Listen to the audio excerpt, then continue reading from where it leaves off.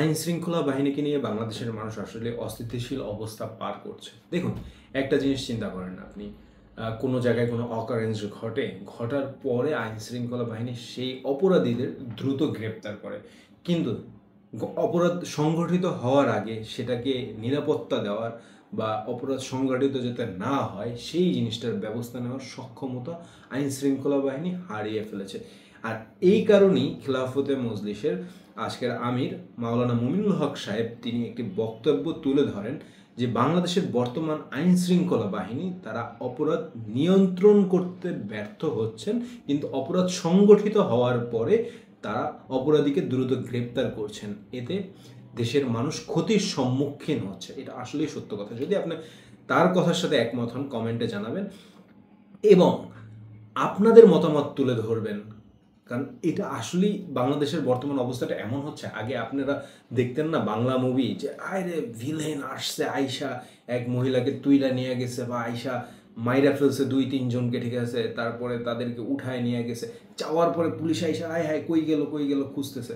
So অবস্থাটা এইরকমই। এই যে গাজীপুরের যে ঘটনাটা ঘটলো, সাংবাদিককে হত্যাকাণ্ড হানি ট্র্যাপের থ্রুতে, সো সেখানেও দেখা গিয়েছিল যে আশেপাশে নাকি অনেক স্থানীয়দের মতে যে আশেপাশে পুলিশ দাঁড়িয়েছিল, তারা বললো যে দূরে নিয়ে মারামারি করো বা এখানে ইয়ে করো না, তারা নীরব দর্শকের ভূমিকা পালন করছে।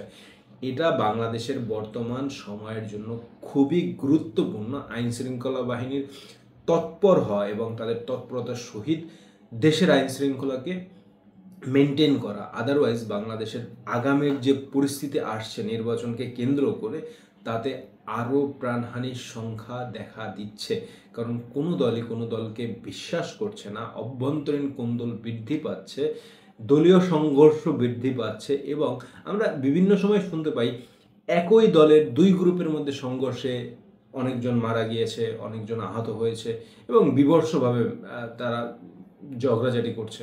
তো এগুলো থেকে যদি আমাদের পরিত্রাণ পেতে হয়, সাধারণ মানুষের যদি পরিত্রাণ পেতে হয়, সেক্ষেত্রে এই যে চাঁদাবাজি, তারপরে দুর্ধর্ষ হামলা থেকে যদি সাধারণ মানুষের পরিত্রাণ পেতে হয়, সেক্ষেত্রে আইন শৃঙ্খলা বাহিনীর তৎপরতা আমাদের দৈনিক জীবনে অত্যন্ত গুরুত্বপূর্ণ। এবং মাওলানা মুমিনুল হক তিনি আরও বলেন, একটা সুষ্ঠু ভোট সংগঠিত হওয়ার আগে দেশে ফ্যাসিস্ট সরকারের আপনার বিচার, দেশের নির্বাচনের লেভেল প্লেইং ফিল্ড এবং এরকম আইন শৃঙ্খলা ব্যত্যয় যেগুলো হচ্ছে, বা সরকার বা আইন শৃঙ্খলা বাহিনী যে নীরব দর্শকের ভূমিকা পালন করছে, এগুলো থেকে বেরিয়ে এসে লেভেল প্লেইং ফিল্ড তৈরি করে নির্বাচন না হলে আমরা সেই নির্বাচনকে গ্রহণ করব না এবং আমরা সেই নির্বাচনকে বর্জন করব। এ দিয়েই তিনি তার বক্তব্য শেষ করেন।